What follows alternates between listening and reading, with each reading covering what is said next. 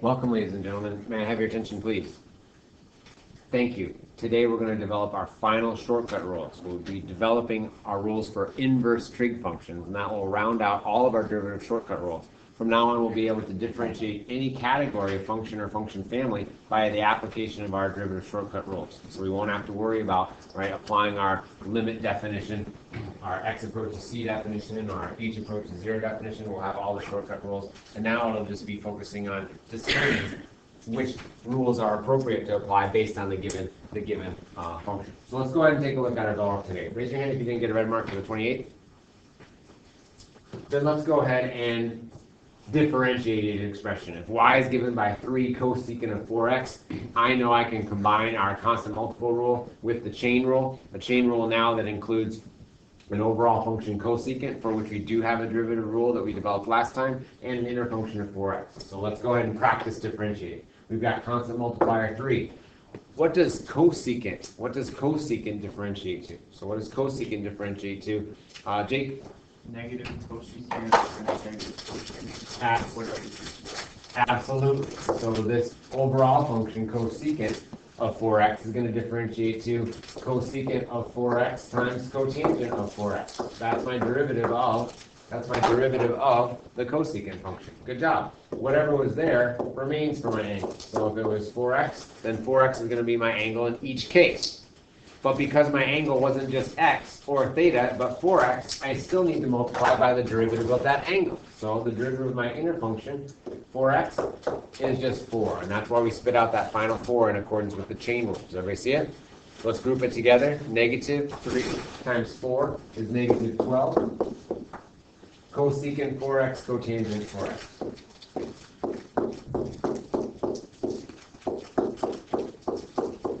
Go ahead and raise your hand if you already had that. So who already had that? Cosecant goes to opposite. Yes, good job, you guys. Way to go. What questions do you guys have about number 1? Okay, then let's go ahead and take a look at number 2. Overall, is number 2 a logarithmic or a trigonometric function? So overall, is number 2 logarithmic or trigonometric? Hayden? Logarithmic. Logarithmic, I agree. And so we'll go ahead and do 1 over my function, because the derivative of natural log of x is 1 over x. It's just that it's not x for my input in the logarithmic functions, it's cotangent of x. So I'll do the chain rule. Here we go. Derivative of the natural log overall is 1 over the function. In this case, my function isn't x, it's cotangent of x. And so that would be 1 over cotangent of x. And because my input was cotangent of x, I need times the derivative of the inner function.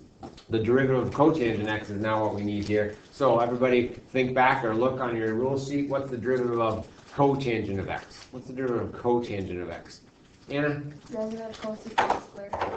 Good. So cotangent differentiates to negative cosecant squared of, in this case, it was just x. Nice job. So the question arises, how can we make this look better, right? Can we make this look better, or should we leave it like this? And there's varying responses. I mean, some people like to put all their stuff in sines and cosines. Some people like to rewrite it so that there's as minimal fractions as possible. And I want you to know that that's kind of a personal preference thing. So depending upon what the directions say, you may be expected to rearrange this or not. I don't like 1 over cotangent of x though, right? That's already kind of leaving a bad taste in my mouth. I know that the reciprocal of cotangent of x, that is 1 over cotangent of x, is equivalent to tangent of x. This negative sign in front, I'll probably put in front. So this would be negative tangent of x cosecant squared of x. We could see if this would look any prettier if I were to rewrite tangent of x as sine over cosine, right? And cosecant of x as 1 over sine squared of x. I could cross out a sign. I don't know if that's going to be better or worse. And so we've got a situation here where this might be the best, the best looking answer. If we leave it like that, right? That might be the best looking answer. I want you to know that you might see it in any of the equivalent forms too, though. So what if we wrote this as negative sine of x over cosine of x times cosecant squared is the same as 1 over sine squared of x. We see now that we could rewrite this, right? The sine of x and the sine squared of x dividing out a factor would give me negative 1 over cosine x sine x, which in turn is secant x times cosecant x. So 1 over cosine is secant of x. And 1 over sine of x is cosecant of x. And so it could be like this, right? It could be like this. Which is better? Well, which do you like better?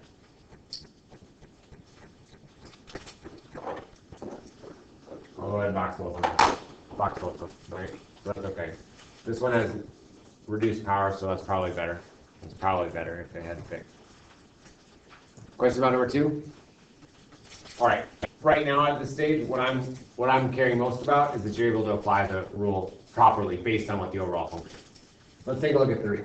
Sine of cosine of x squared. So we've got a 1, 2, 3 link chain. No problem. We'll start with our chain rule. I know the derivative of my overall function, the sine function, differentiates to cosine, right, with the angle. My angle itself is a chain rule. That's cosine of x squared. So the derivative of the sine function is the cosine with the angle, and then times the derivative of my angle. My angle is another chain rule. Cosine differentiates to opposite of sine with the angle, and then times the derivative of the angle. My angle wasn't just x, it was x squared. So I need to tack on times the derivative of my innermost function. That is 2x.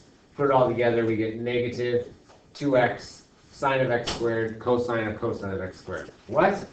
Yeah, we thought algebra was alphabet soup. How about that AP calculus? Yeah, negative 2x sine of x squared times cosine of x squared.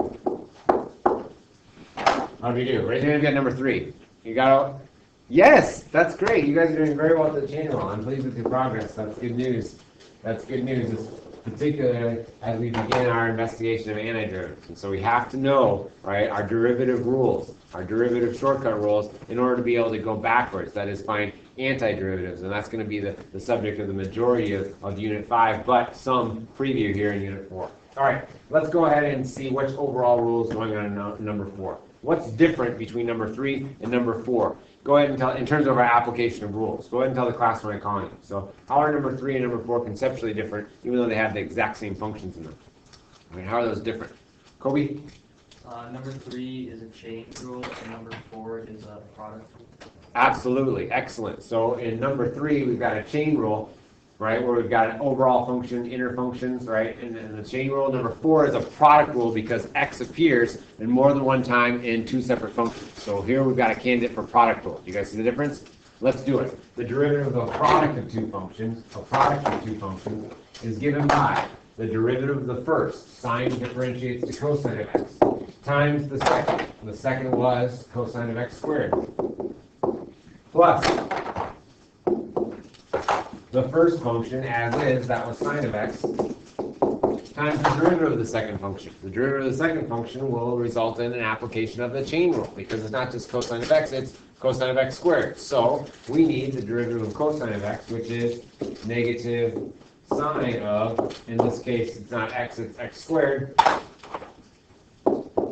So cosine differentiates to opposite of sine with the angle, and then times the derivative of the angle. So let's go ahead and check and make sure we have all our pieces. The derivative of a product of 2 functions is the derivative of the first function times the second function as is, plus the first function times the derivative of the second function. Cosine goes to opposite of sine with the angle times the derivative of the angle.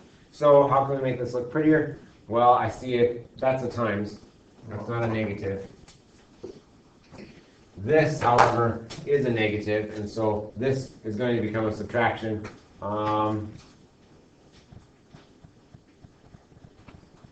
So probably just cosine x squared minus sine of x squared.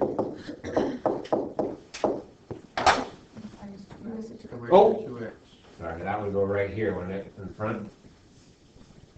Thank you very much, absolutely. So minus 2x, we'll put in front, sine of x squared. Thank you. I appreciate that. That was my mistake. Does that look right now? Awesome.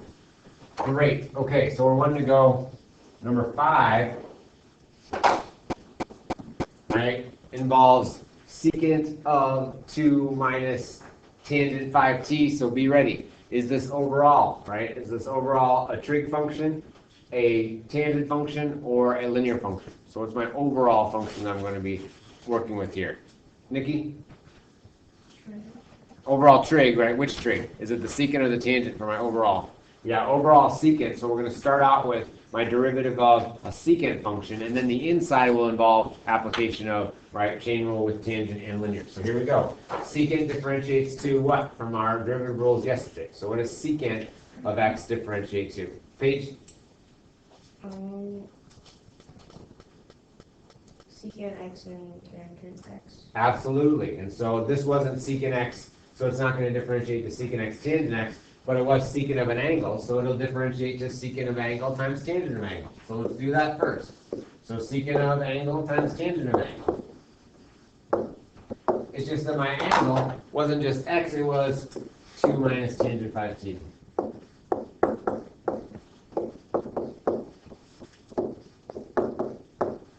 So I need to now multiply by my derivative of the angle, the derivative of the inner function. So my derivative of 2 minus tangent of 5t, this is a multiplication, is the derivative of 2 is 0, minus tangent of 5t. What does tangent differentiate to?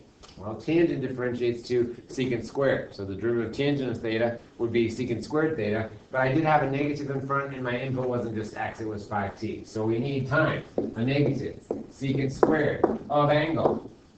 My angle was 5t times the derivative of the angle, 5. And we've got all our links in my chain. So there we go. Secant differentiates to secant tangent in green with the angle in blue. The inner function blue differentiates to negative secant squared angle, and the angle, innermost function, 5t, differentiates to 5. So we put it all together, and what do we have? A mess, right? A veritable mess. But we've got negative and a 5, so we'll put that in front. So negative 5 secant squared 5t secant tangent. We'll try that. We'll see what that looks like. So negative 5 secant squared 5t times secant of 2 minus tangent of 5t. Sorry, this is just funny. Oh no.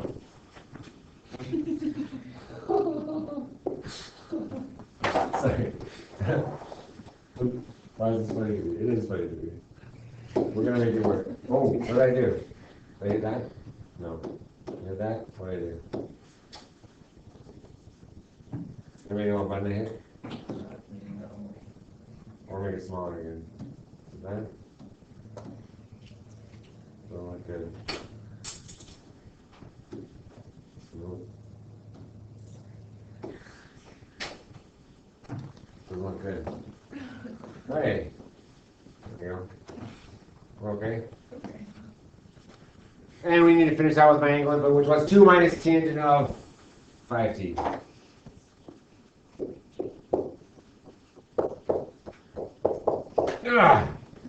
How do we do? Did we get them all? I think we did. Awesome. Great work, you guys. So, if you are able to differentiate expressions like today's Bellwork, then you're sitting exactly where you need to be in terms of our application of our derivative shortcut rules. Today we're going to add our final derivative shortcut rules, and those are the derivatives of our inverse trig functions. So things like inverse sine of x, inverse cosine of x. We're also going to get our rules sheet in Word. Your rules quiz on day 5, so that'll be next Wednesday to decide, the 4th, next Wednesday, the 4th. That's going to include both symbolic derivatives, that would be with our algebraic equations that we've been writing on our whiteboard over the past 2.5 weeks, and the words. And so you're going to get your words today. You already have the symbolic representations, and you'll have to be able to do both on your day 5 rules quiz. Does that make sense? So both ways, and that's trying to get at multiple learning styles. And so some people are very good with the symbolic, other people are good with the verbal linguistic. We need to know both, and that's going to help you be successful differentiators as we move forward throughout the year. All right, go ahead and give yourself credit for those you completed on OTL number 3, please. OTL number 3, Anna. Wednesday we have a So it's day 5, so that's 8A.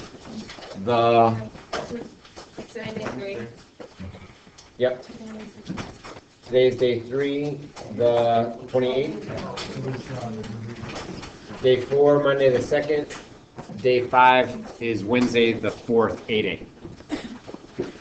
At this time, Please give yourself credit for those who completed on 23. Go ahead and staple multiple pages together. There's a stapler on the side activity table and a stapler on the front table. Make sure your infinite campus score is boxed nice and big, rounded to the nearest half point, 0 to 2. Your name first and last, 2A, and number 3 clearly labeled. That includes the review questions, right? The review questions we needed for our inverse trig. We need to know our regular trig. Stapled together and then pass it back to the front, please.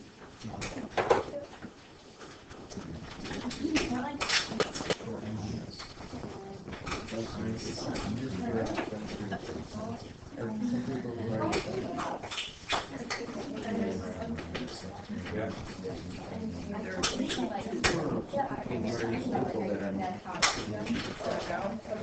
It's okay, right now.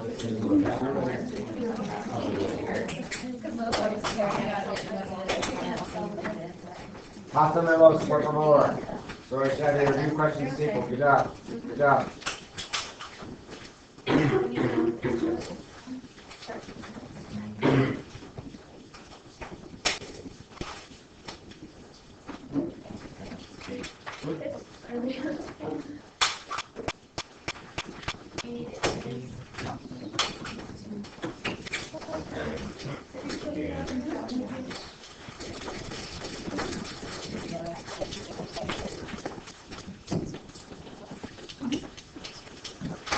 Very good. Number 3.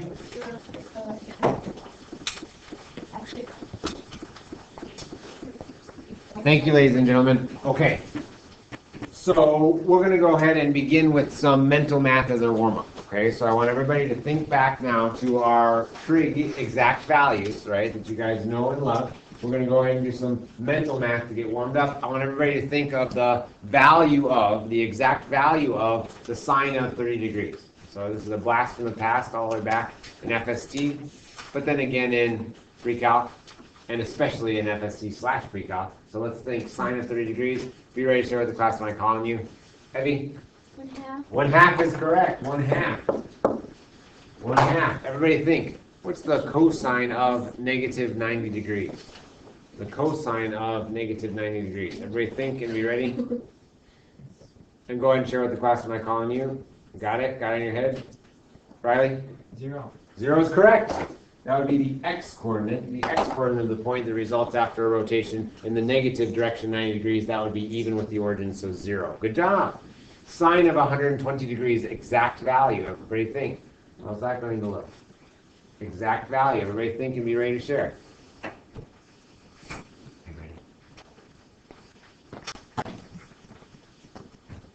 So what sine of 120 degrees? Who's got it? Who's got it? Sophia? Square 3. Raise your hand if you were going to say root 3 over 2. Root 3 over 2.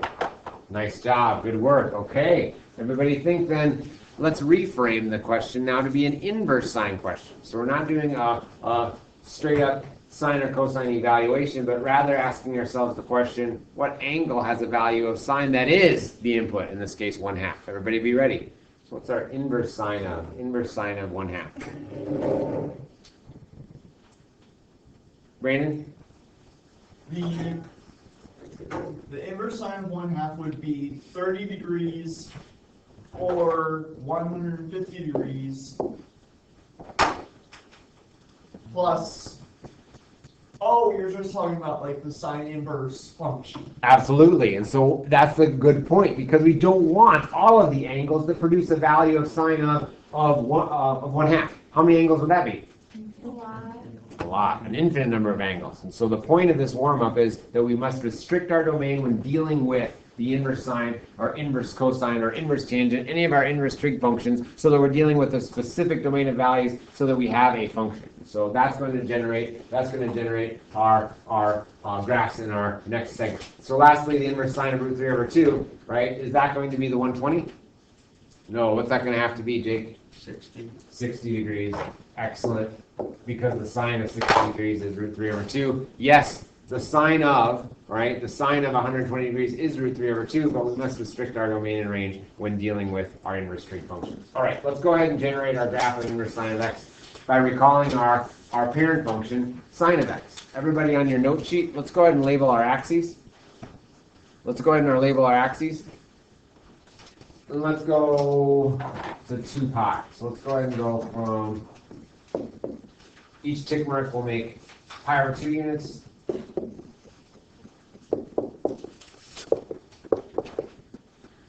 And we know our parent sine function, right, had key coordinates 0, 0.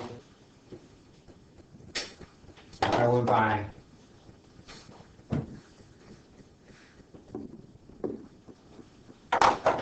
pi over 2 comma 1, pi comma 0, 3 pi over 2 negative 1, and then back to 0. Let's go ahead and extend that pattern in both directions. Okay. So what did our sine function look like? Well, we've got a nice, smooth, well-behaved sinusoid. Notice how we don't have any corners or kinks?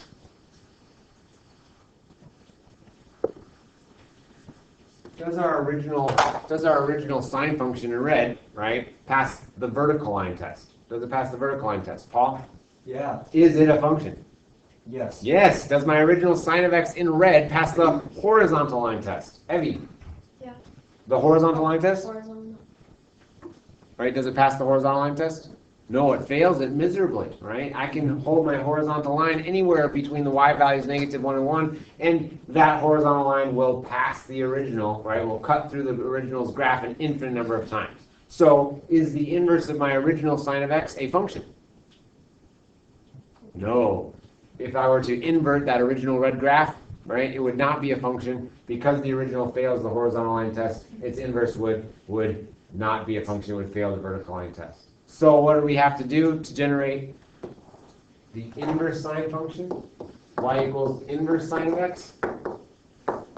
We have to restrict our original domain range. And so somebody decided, right, we could have done it anywhere so that we made one segment that produced all my values and yet passed the horizontal line test. Somebody decided we were going to go from negative pi over 2 to positive pi over 2. So I'll go ahead and snag a highlighter here. And if I went from negative pi over 2 to positive pi over 2 and just took this, right, portion of the graph, we're going to take that portion of the graph, restrict our original domain and range so that its inverse function in blue, y equals inverse sine of x, will itself be a function. Now my original passes the vertical line test, it passes the horizontal line test. If I'm only looking in the highlighted area, guaranteeing that its inverse will be a function. So everybody, let's go ahead and get our graph now. So what we're going to do is restrict our domain to be negative pi over 2 to positive pi over 2. We'll go ahead and include those values, so we'll show that with square brackets. Our range then of my original would be negative 1, right? Y values up until positive 1. We'll go ahead and include those and show that with square brackets. And now let's go ahead and generate my inverse function. So if my original included the key point, negative pi over 2, negative 1, what must its inverse include if I were to invert those coordinates?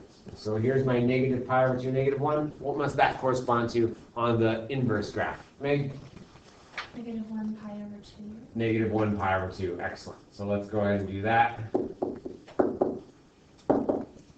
So negative 1 comma pi over 2. 0, 0 on the original will correspond exactly to 0, 0 on the inverse. And finally, pi over 2 comma 1 will correspond to what key point? Anna?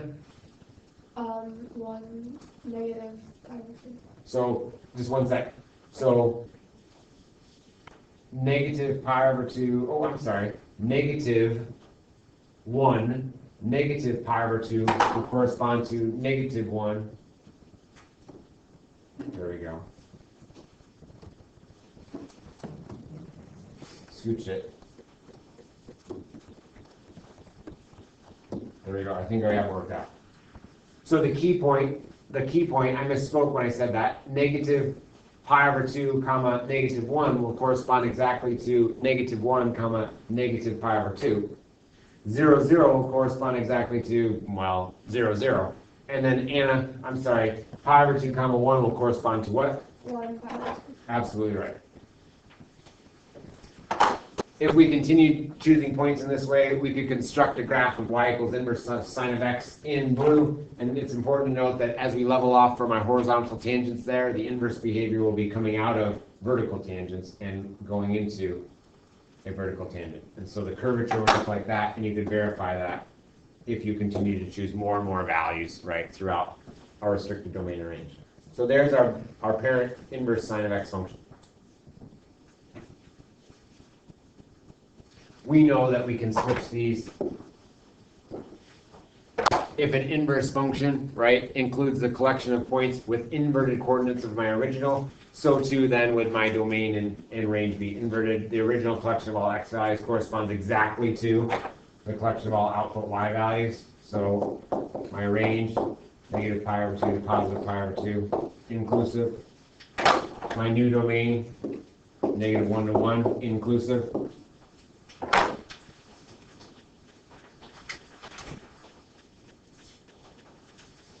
So make sure you have those down.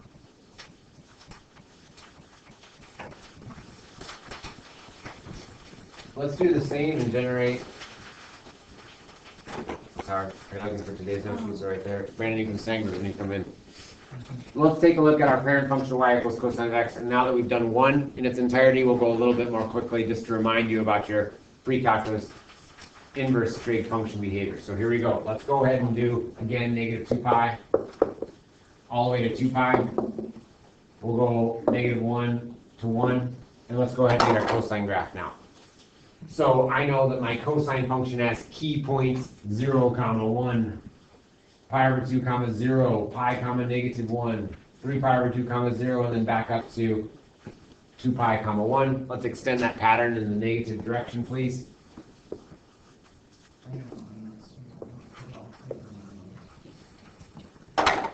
I'll go ahead and connect those and get my parent cosine function.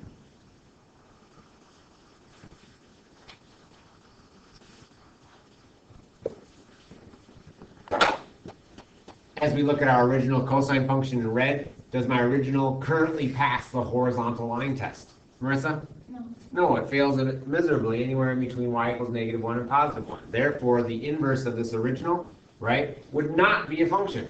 So to generate our inverse cosine function, y equals inverse cosine of x, again, we'll have to purposely restrict our domain and range of the original to only include one segment of the graph that passes both the vertical and horizontal line tests. So somebody long ago determined that we'll restrict our domain to only be in between 0 and pi. And so we've restricted our original domain between 0 and pi.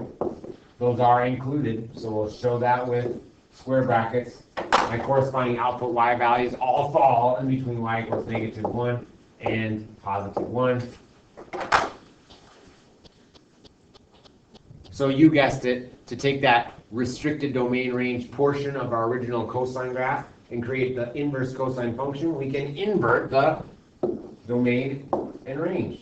So the original domain, 0 to pi, is going to correspond to the inverse function's range, 0 to pi. The original function's range, negative 1 to 1, is going to correspond exactly to the domain of my new inverse cosine function, negative 1, 1, inclusive. So let's go ahead and label our x-axis, our y-axis, and let's go ahead and get our key points so that we can get our function behavior. Here we go. Key point 0, 1 is going to correspond to what key point on the inverse? So what's 0, 1 going to correspond to? Brandon? 1, 0. Thank you. Our original function, pi over 2, 0, is going to correspond to what? Jake? 0 pi over 2. Good. Our original key point, pi, negative 1, will correspond exactly to Savannah. Negative 1 pi. Awesome. Again, with our curvature, here we have horizontal tangent, right? Into horizontal tangent, we need the opposite behavior, the inverse behavior, as I construct my inverse parent function graph. So if we were to continue to choose more and more points, we'd in turn get a graph that looks like this. Go ahead and make sure that you have your inverse cosine parent function delineated on your paper.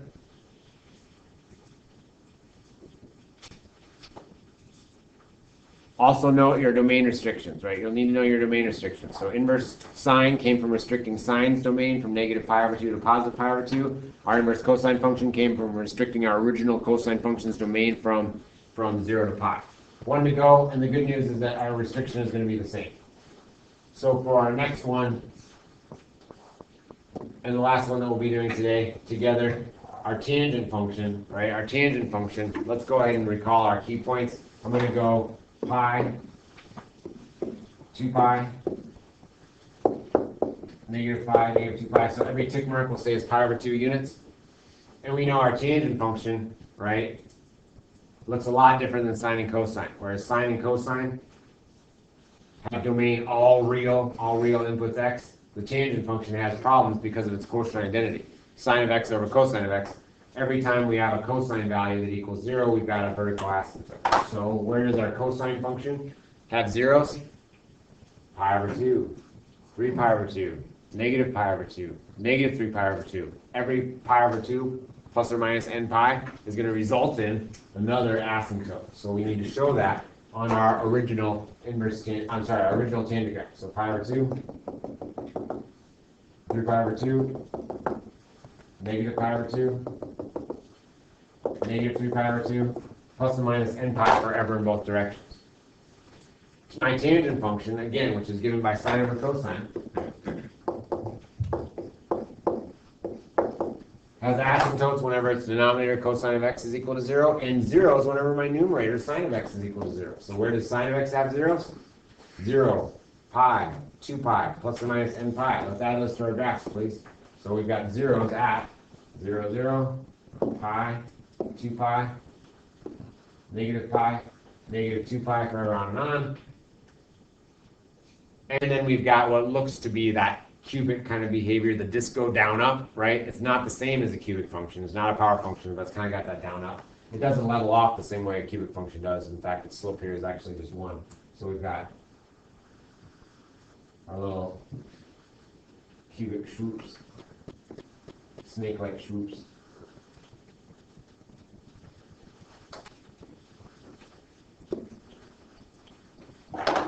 And for the last time, does my original pass the horizontal line test, Paul? No. No. Is the current original function inverse going to be a function? No. So we're going to restrict, and this time is the same as inverse sine. So that's nice. That's one less thing to remember. Let's restrict, and let's do negative pi over 2 to positive pi over 2. So we're going to restrict our original domain to only be in between negative pi over 2 and positive pi over 2. This time, are the x values in my original negative pi over 2 and pi over 2 included in the domain? No, the function's undefined at each of those x values because those are vertical asymptotes. So how do I show that when I list my domain values? How do I show that? Allie? Would you do like put S2 to parentheses? Absolutely. So instead of having square brackets, we need parentheses to exclude those values. My range of this original restricted domain is all real outputs, and that goes. You see, we shoot it off down towards negative infinity, up towards positive infinity, so all real.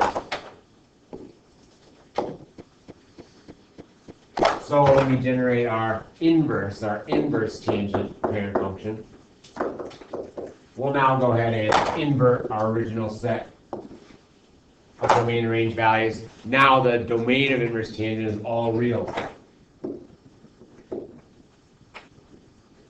Our range of the inverse tangent function will be the restricted set of outputs in between negative pi over 2 and positive pi over 2.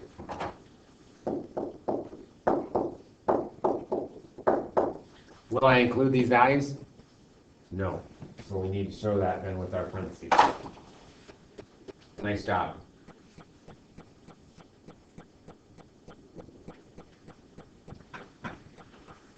For our scale, I'm going to go ahead and do pi over 2, and pi will be my topmost, negative pi over 2, and negative pi will be my bottommost for my y-axis.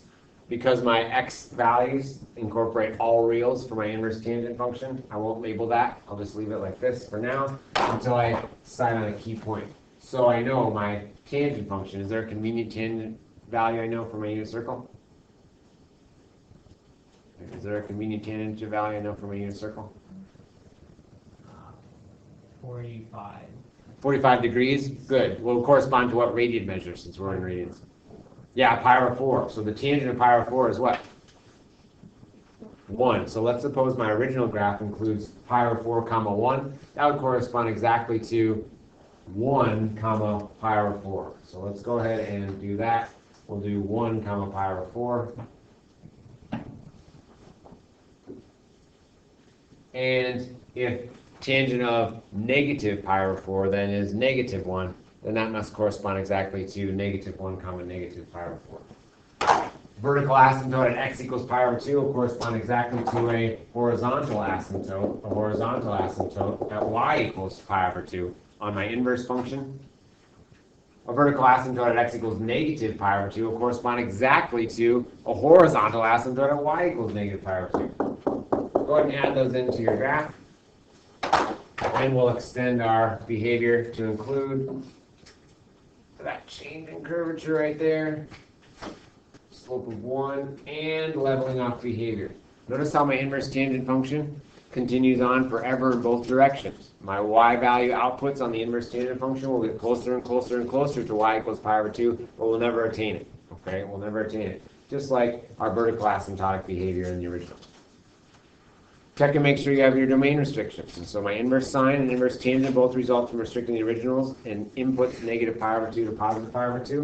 My inverse cosine function came from restricting the original cosine from 0 to pi. And now that we have our parent functions, we're ready to go for our final derivative shortcut rules. And so I'm super excited about that. Our final derivative shortcut rules, let's do it.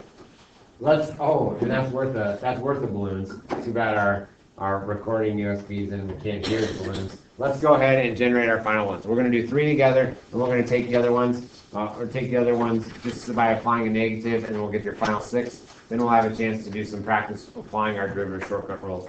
So if y is given by inverse sine of x, right? If y is given by inverse sine of x, recall that's referring to the angle y whose value of sine is x. Okay, that's how we reframe that question. The inverse sine of 1/2 was referring to the angle whose value of sine was 1/2. Let's go ahead and rewrite this using our definition. If y equals the inverse sine of x, then we know that means the sine of y equals x. So if y is given by the inverse sine of x, by definition of inverse functions, that means the sine of y equals x. Now let's go ahead and differentiate both sides. So let's go ahead and differentiate both sides.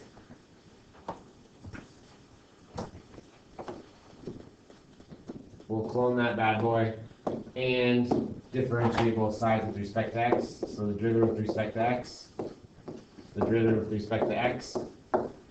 And as we differentiate that left-hand side, right, with respect to x, recall that this is a chain rule problem. Much like our earlier activity when we differentiated e to the y, that was a chain rule problem because my input wasn't plain Jane x, it was y.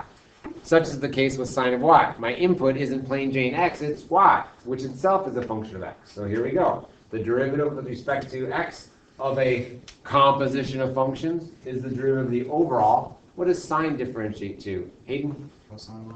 Cosine, good. So the derivative of the overall with the input, in this case y, then times the derivative of the angle, the inner function. What's the derivative of y with respect to x? 1. Oh, y. 0. Y prime, and that's what we're after. So the derivative of y is y prime. That's the y prime that we're going to solve for to get my rules for the derivative of inverse sine of x. So that was the chain rule, ready? The derivative of the overall function sine goes to cosine with the input, then times the derivative of the input. The derivative of y is y prime. So this is the chain rule. Because I was differentiating a y function with respect to x, I need to apply the chain rule because my inner angle wasn't just x, it was y. Meanwhile, back at the hacienda, my right side derivative is easier. What's the derivative with respect to x of x, Kobe? 1. 1. And so we've generated an expression that includes y prime. If we're trying to find y prime, There it is. Let's solve for it. So we spit this out by dividing both sides by cosine of y and generate the expression y prime equals 1 over cosine of y. And we're so close to having our first inverse trig derivative shortcut rule. It's just that my original was given y as a function of x. It's good math manners to rewrite my derivative then, right? My derivative equation is a function of x, and right now I have y. So that's why we have our little triangle there. Let's go ahead and draw an original angle whose value of sine is x. So let's go to my original acute triangle down here, and we'll arbitrarily put y in one of those angles. Can I give side lengths to this triangle so that the sine of y equals x? Well, certainly. What ratio does sine refer to? So is that one with the opposite or the adjacent or the hypotenuse? What ratio is sine of x? Right? What ratio is sine of x? Riley? The opposite side over the hypotenuse. Good. So if sine of y is x, then the opposite over the hypotenuse has to reduce to x. I'm going to choose to make the opposite side length x, and then the hypotenuse would be 1, and then the sine of y would be x over 1, which is x. Does everybody see that? Look, we've made a right triangle such that the sine of y equals x. That's going to allow us to get rid of this y, right, and rewrite my shortcut rule y prime in terms of x. Here we go. If sine of y is x over 1, then what's the cosine of y? Go to your picture. Cosine is what ratio? So what ratio is cosine? Annika? It's adjacent to the hypotenuse. Adjacent over hypotenuse, thank you. And so in my picture, adjacent is that missing side length. I know 2 sides in a right triangle, so I can get the third one for free, right? How will I get this third side length? Brandon? Pythagorean theorem. I'm down. Let's do the Pythagorean theorem. So the Pythagorean theorem says that the leg length is given by the square root of hypotenuse squared minus other leg length squared. So that would be square root of 1 squared minus x squared. So the cosine of y, back to your picture, the cosine of y is adjacent over hypotenuse. Annika told us. Therefore, the cosine of y in my picture is what?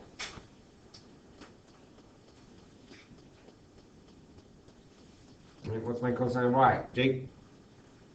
The root of 1 minus x squared. Absolutely. So my final derivative of inverse sine of x is 1 over the square root of 1 minus x squared. This is the derivative of inverse sine. Now, it would have been nice if it was just something like cosine or secant or something like that. But no such luck. Because of my switching variables here, my inverse sine inversion is not quite as pretty. So if y is inverse sine of x, then y prime is 1 over the square root of 1 minus x squared. Good thing it's on day 5, not day 4, right? There's time. There's time. Let's do the same thing for, it'll go easier now that we've seen one, it'll go easier. So if y equals inverse cosine of x, that means that the cosine of y equals what? Equals x. If I now were to differentiate both sides with respect to x,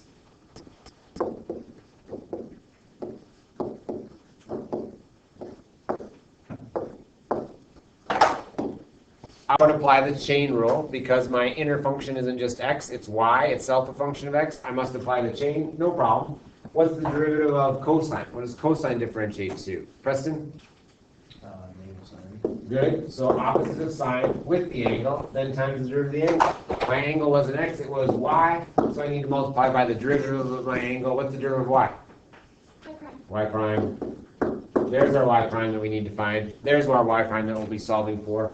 And then on the right-hand side, the derivative with respect to x again is 1. How would I isolate y prime? I divide both sides by negative sine of y, so I get y prime equals 1 over negative sine of y.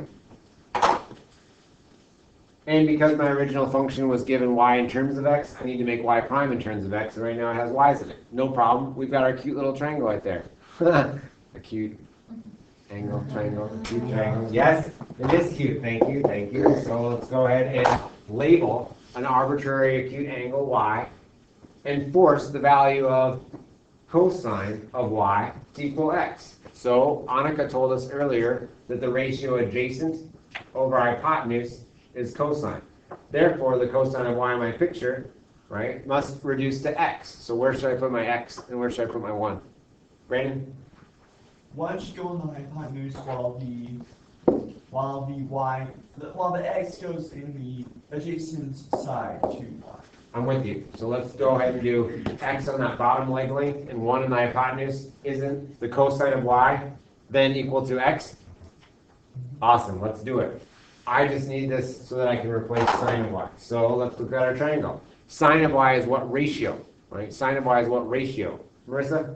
Opposite over hypotenuse. Thank you, opposite of hypotenuse. So we need, in relation to y, the opposite side length. Again, I have 2 side lengths in a right triangle. I get the third one for free via the Pythagorean theorem. And so I know that this leg length will be given by what? 1 minus x squared again. Close radical.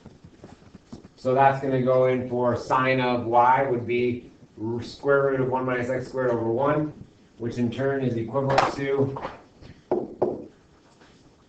square root of 1 minus x squared. So my final answer, I'll take this negative and put it right here, opposite of 1 over square root of 1 minus x squared.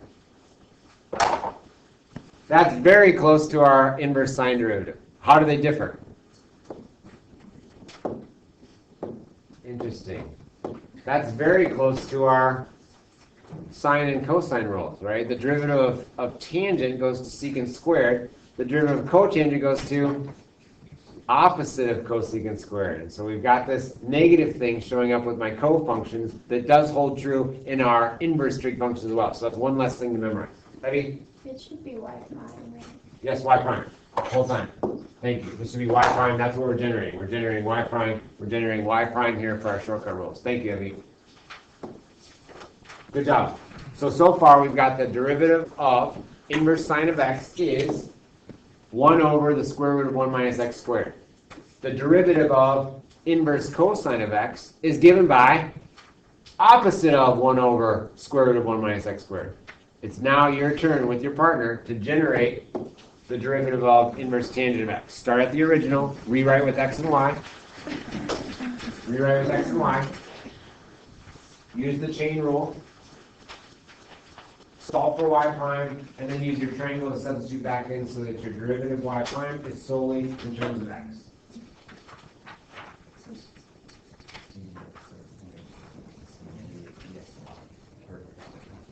And then I'll have you guys share.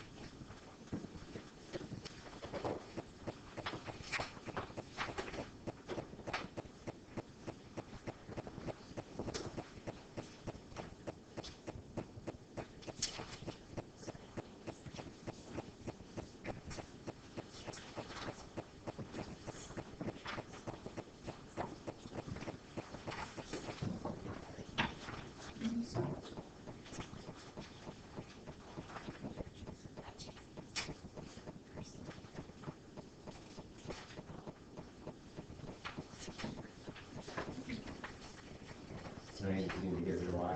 Right, that's so close. I'm seeing lots of good stuff.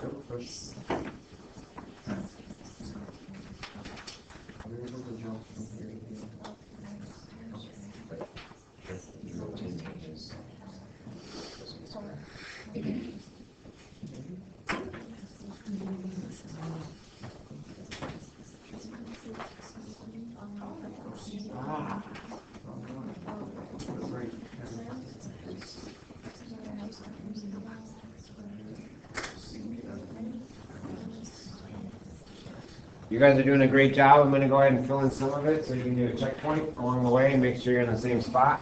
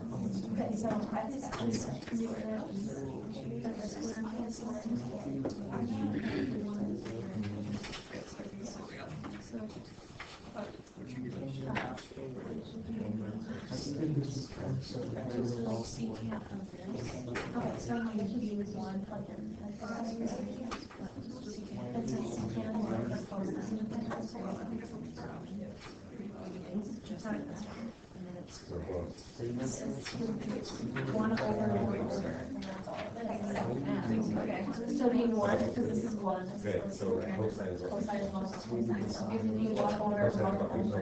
Is Jason over plus? Yes. And then square. So And then right it's hand x squared and is 1 over square root of x squared plus 1. And then all square. Nice.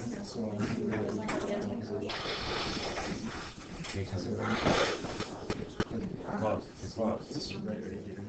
Yes. Good job. Good job. Fire angle walking right there. I love it. There's a- I love it. All you can do is divide the square at top and bottom. So when you square one, you get square. And when you square the square root, what do you get? Ding, ding, ding, ding. We got our first inverse tangent derivative in terms of x.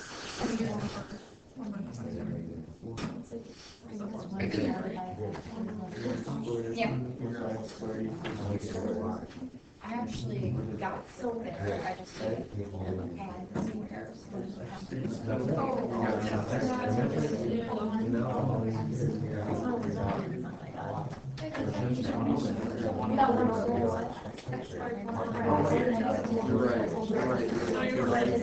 One over, one over.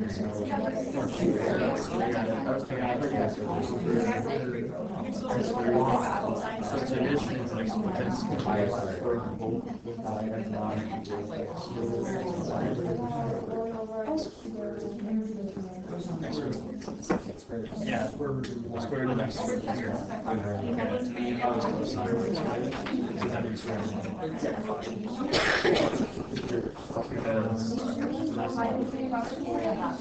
I use multiplier. So close. This hypotenuse? Yes! I either got a 4 or 9. Ladies and gentlemen, we're not quite all there, but many of us are, and I want to make sure that you have time for our application and our words. And so, at this stage, I ask that you go ahead and take a look. Raise your hand if you got to here. Y prime equals 1 over secant squared y.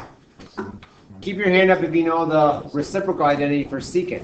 So what is the reciprocal identity for secant? Savannah?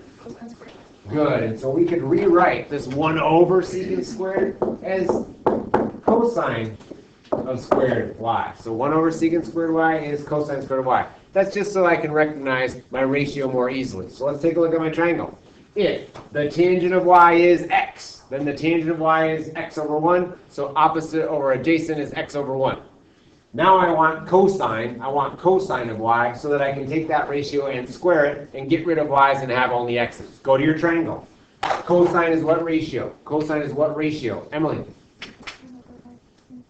Adjacent over hypotenuse, so I need the adjacent is 1, hypotenuse is square root of, looks like this time hypotenuse would be a squared plus b squared equals c squared, so my hypotenuse c would be square root of 1 squared plus x squared.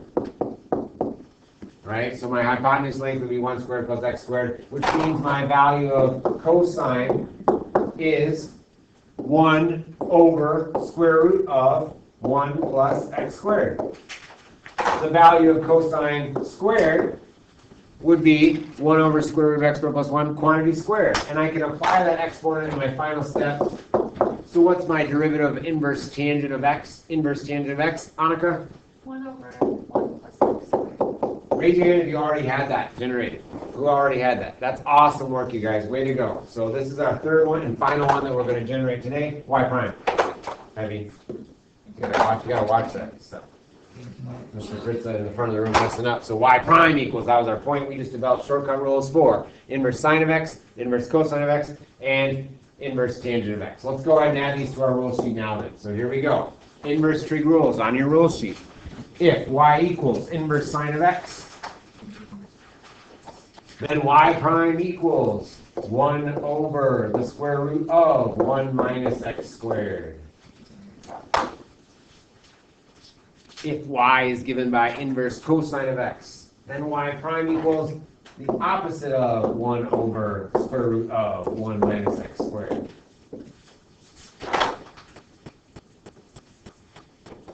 My favorite inverse trig rule.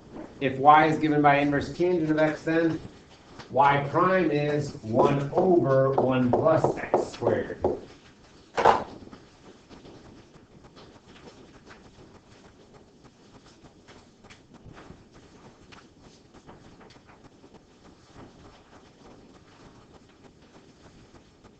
In similar fashion, we could generate rules for the other three, right? Inverse secant, inverse cosecant, and inverse cotangent.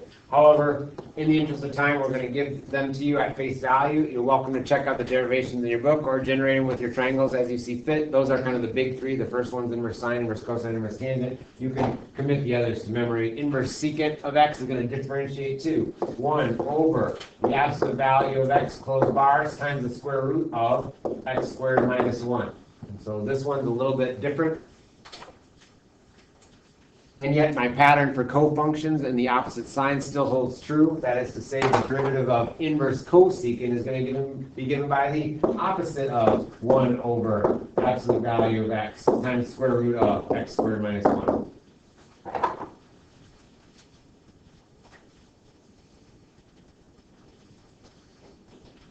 And any guesses on inverse cotangent then? Brandon? Would that be 1 over absolute value of x close bars x squared plus 1? Almost. Take a look at our original. Take our original tangent function. And then consider that cotangent is simply the cofunction. So sine and cosine is cofunction. The only difference was a negative multiplier. So true will hold for our cofunction of tangent. What's the cofunction of tangent? Cotangent. So the only thing we would need to add would be a negative sign. So negative 1 over 1 plus x squared. Let's see, secant and cosecant are cofunctions. And look, the only difference is that negative sign. So you might be thinking, oh, this is 6 more derivative shortcut rules we have to memorize. Well, yes, but it's really only 3, right? And then a negative sign for my cofunctions. And so really it's kind of like adding 3 rules, and then that negative for all cofunctions. All right. So let's go ahead and get our derivative rules. So everybody have our shortcut rules? Brandon? I got him. Awesome. Let's go ahead and get our derivative shortcut rules in words with the chain rule applied. And so now our words will hold true for all of our functions. This was a separate page called rules sheet. Everybody find your rules sheet. I've incorporated the chain rule into your words for each of these rules. So we need to memorize these rules, commit them to memory. And this rule sheet is going to match exactly the verbal portion of your rules quiz on day 5, Wednesday the 4th.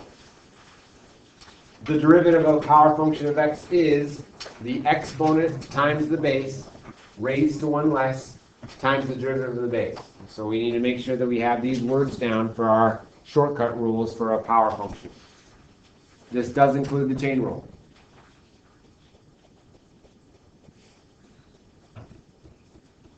So the derivative of a power function is the exponent times the base raised to 1 less times the derivative of the base.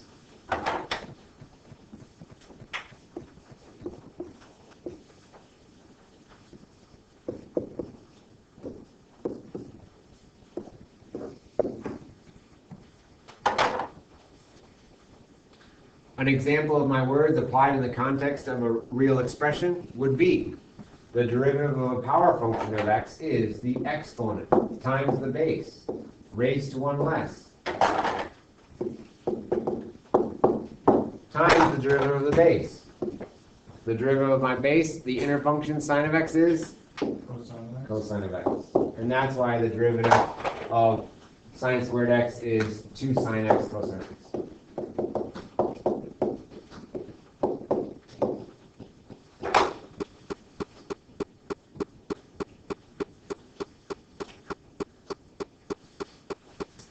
The derivative of a product of two functions, we already know this one in words. It's the derivative of the first function times the second plus the first function times the derivative of the second.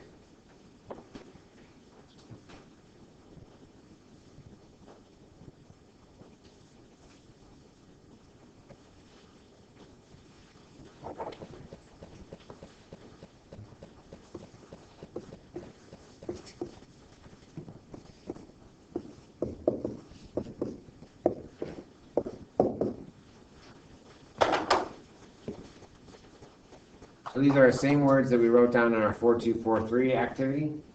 The derivative of a product of two functions is given by the derivative of the first function times the second function plus the first function times the derivative of the second. In the context of a specific example, the derivative of the first times the second plus the first times the derivative of the second. That's why the derivative of x sine x will be given by sine x plus x cosine x.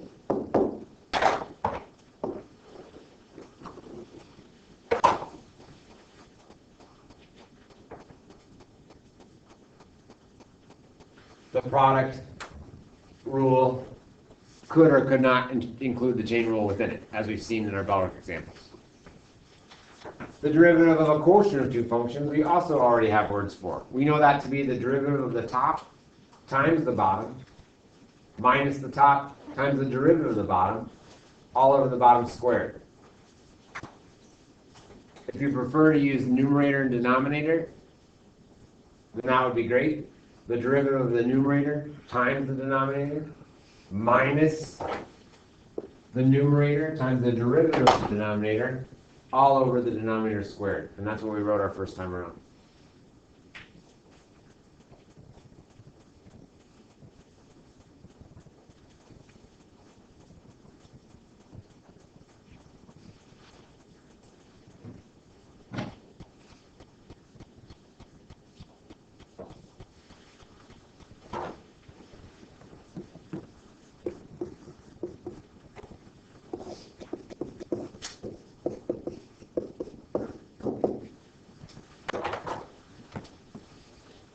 The derivative of a quotient of two functions is given by the derivative of the numerator times the denominator minus the numerator times the derivative of the denominator all over the denominator squared.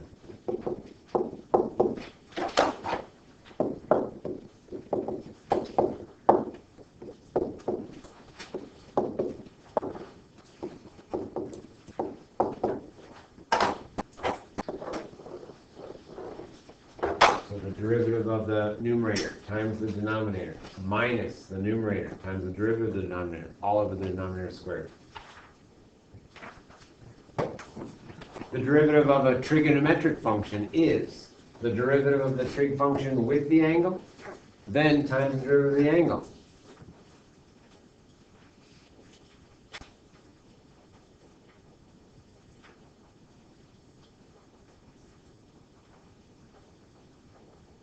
The trig function shortcut words are perhaps the best to easily see the chain rule apply. So the derivative of a trigonometric function is the derivative of the trig function with the angle, then times the derivative of the angle. There's your inner function right there, your angle.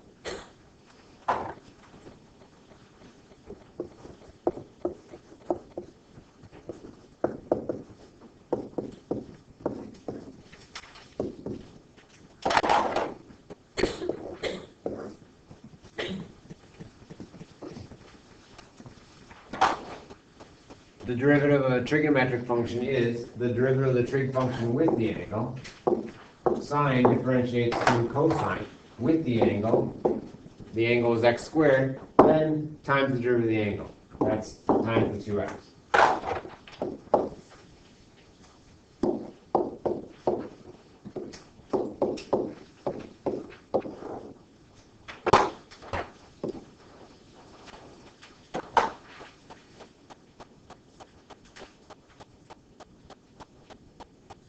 Allie? Will we have to give examples of all of the rules? Nope. Nope, you just have to know the symbolic differentiation from our roll sheet whiteboard and the words. The derivative of an exponential function is the exponential function itself times the derivative of the exponent times the natural log of the base. The derivative of an exponential function is the exponential itself times the derivative of the exponent times the natural log of the base.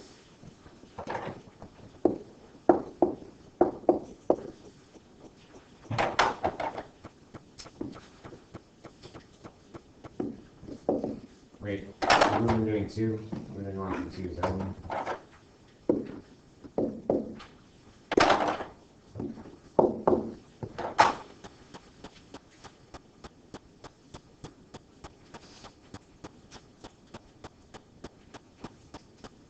So the derivative of an exponential function is the exponential function itself. That's 2 to the sine x. Times the derivative of the exponent. That's cosine of x. Times the natural log of the base. That's ln of 2.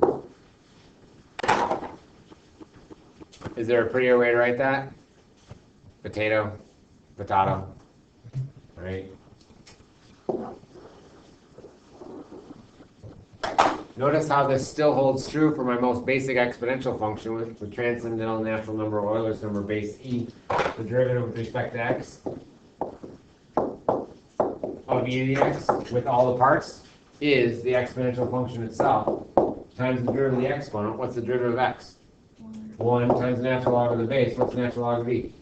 1. What does this equal? E to the x. And so this holds true for all exponential functions. Give it our base e1. Alright, now we've got our inverse trig function. So the derivative of an inverse sine function is 1 over the square root of 1 minus the input squared times the derivative of the input.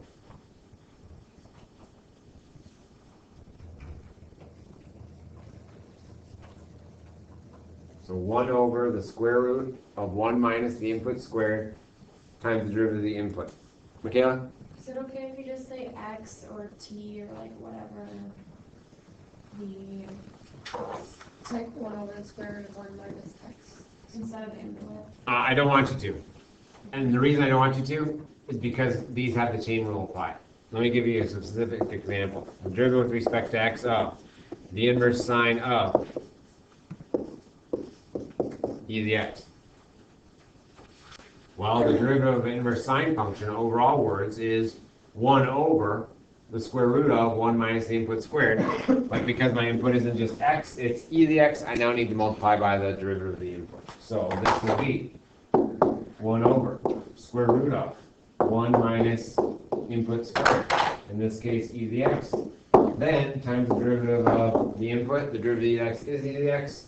So my final answer rewritten would be e to the x over square root of 1 minus e to the 2x, or e to the x. Quantity squared would be fine too. Typically in multiple choice questions though, you'll see it like this and be like, ah, that's my clue that came from a squared. Anna? How did you get the e to the x on top? Great question. Oh, I didn't see that. Sorry. Cover upper. Times the derivative of the input. Okay. That's my chain rule. Times the derivative of the inner function. That's my chain rule. Debbie? Never mind. Kobe?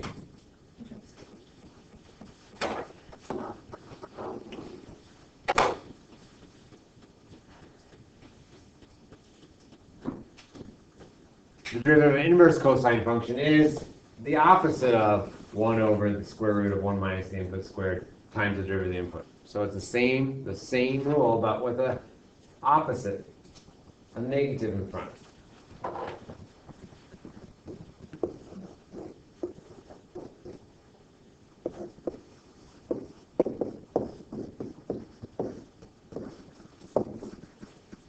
So the derivative of an inverse cosine function is the opposite of 1 over the square root of 1 minus input squared, then times the derivative of the input on top. I'll move my counter out of the way right now. There's no worries about that. Opposite 1 over square root of 1 minus input squared. Input in this case was x squared times the derivative of the input on top.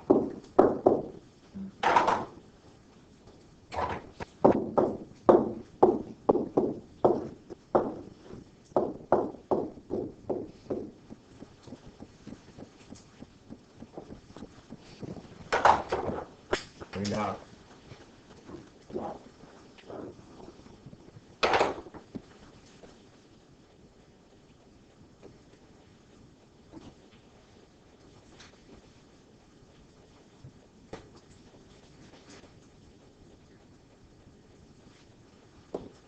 Inverse tangent, we're close. Inverse tangent, my favorite derivative. The derivative of inverse tangent of x is given by, inverse tangent function is given by 1 over 1 plus the input squared times the derivative of the input. So 1 over 1 plus the input squared times the derivative of the input.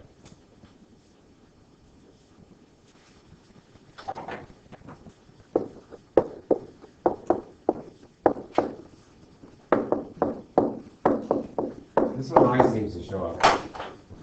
This one always seems to show up. So 1 over 1 plus input squared times the derivative of the input on top.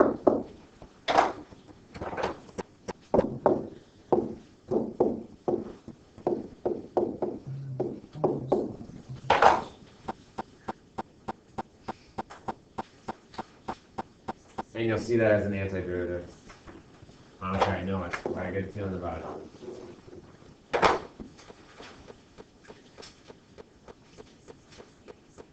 2 to go. The derivative of the natural log of a function is 1 over the function times the derivative of the function. There's our chain rule. There's our chain rule written into it. 1 over the function times the derivative of the function.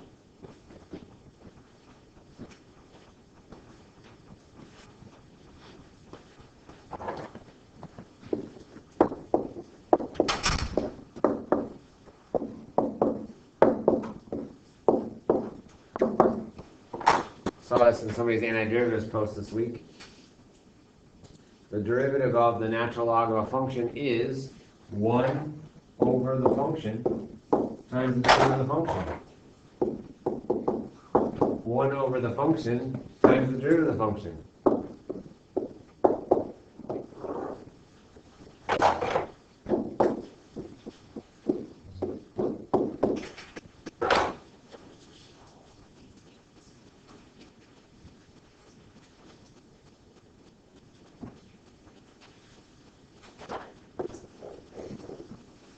Right here. And last but not least, and in serious contention for overtaking my favorite derivative of inverse tangent, is the derivative of a constant. The derivative of any constant is 0. You don't have to write 0 in all caps on your quiz for full credit, but I mean, I certainly would consider that as a possibility, just for emphasis. You want to put the emphasis on the wrong syllable. All right, so who cares? Big whoop. Well, now that we have all of our shortcut rules, we can differentiate any combination of functions, including the chain rule, product and quotient, and product and quotient of chains. And so we're well equipped now to handle the derivative of any function. And we've also satisfied developing shortcut rules for everything that you might see on the AP Calculus exam in terms of calculating derivatives. And so that's a big chunk. That's a big chunk of our year, and we've just included it today. So it's that special time. No. Not that time, Kobe. It is time for mental derivatives. Everybody get your classroom number ready. If you want to have your rule sheet, you may. If you want to have your rule sheet, you may, but I'm going to be calling on you in just a minute, so get ready. And we're to 22, minus Sammy, 21, or 21. Everybody get your number ready. I'm going to pull out, was Sammy 22? You're 22? All right. So we're doing 22 anyhow, and then if 20 comes up, then I'll just do it again. Everybody get ready. Everybody have your classroom number? You can have your rule sheet out, right? But everybody should be able to do these. The derivative with respect to x of sine of 2x. Get ready.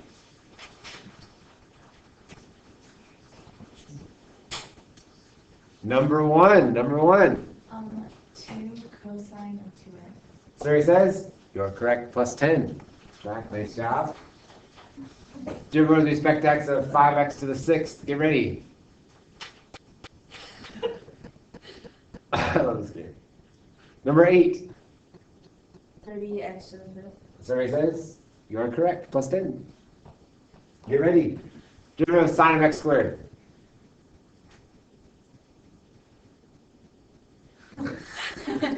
Number 20. Number 15. 2x cosine of x squared. Is correct, plus 10. Derivative with respect to x of sine squared of x.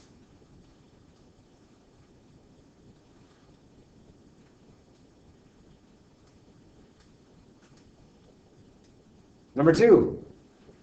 2 sine of x cosine of x. 2 sine of x cosine of x, plus 10. Derivative with respect to x of pi cubed.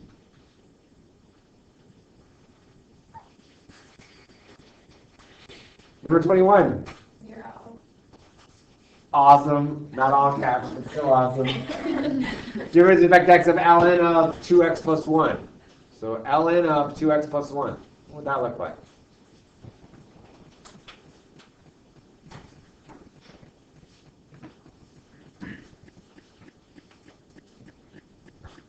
Number 14. 2 over 2x plus 1. Is correct, plus 10. Derivative with respect to x of 4 to the x.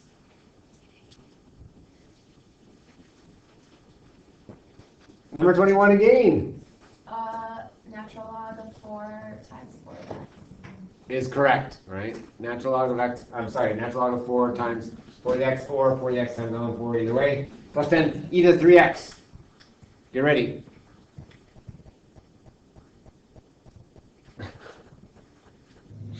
$18. You came up again. I'm spreading it around. Spreading the wealth. 18. E to the 3x times 3. Is correct. Good job. So 3e to the 3x. Nice work. Next.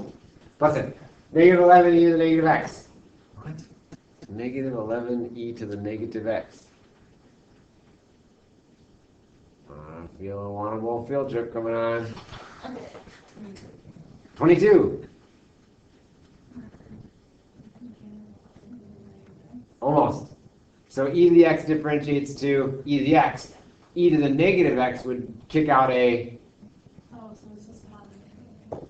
positive 11e to the negative x. Good job. Positive 11e to the negative x because the derivative of my exponent would be negative 1, changing the sign. Good job. Next. E to the 3 halves. Let's answer this question. Derivative with respect to x of e to the 3 halves. Number 4.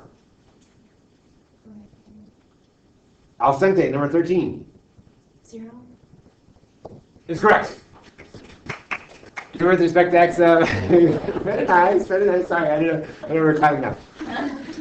Derivative with respect to x of x times e to the x. X times e to the x. Oh, they're really gonna make us do that? Yeah. Get ready. Want to use paper? You can. Number 6.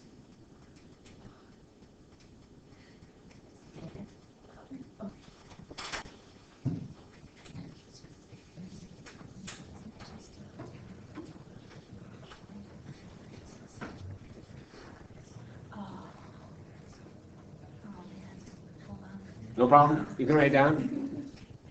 Use your rule.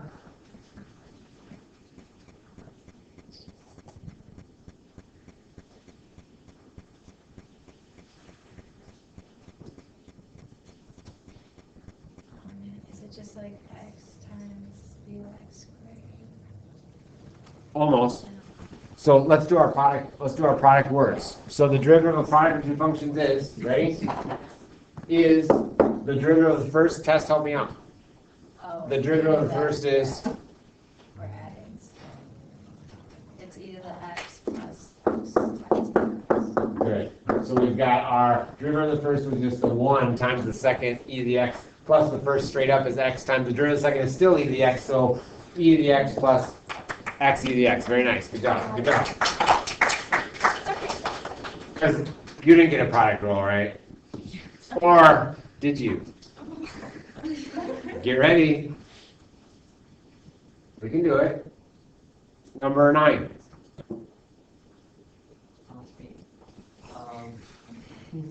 Sine of x plus x cosine of x. Yes, you're absolutely right. Good job. Plus 15.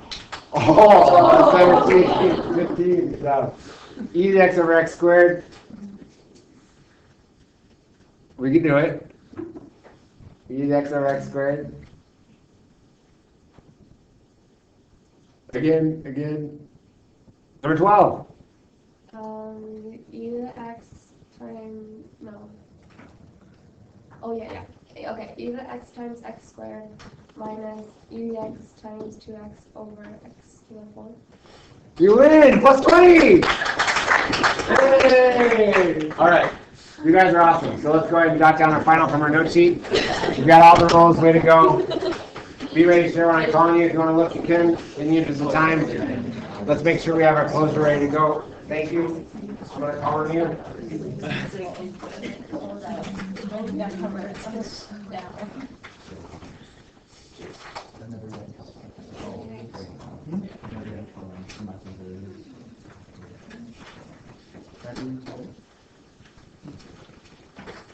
Do we not need to know the rule, but that's just, right?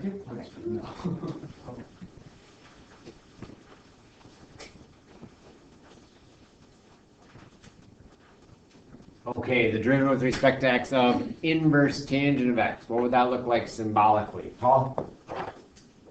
1 over 1 plus x squared. Thank you. The derivative with respect to m of inverse sine of m. What would that look like symbolically?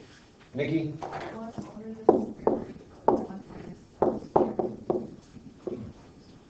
Thank you.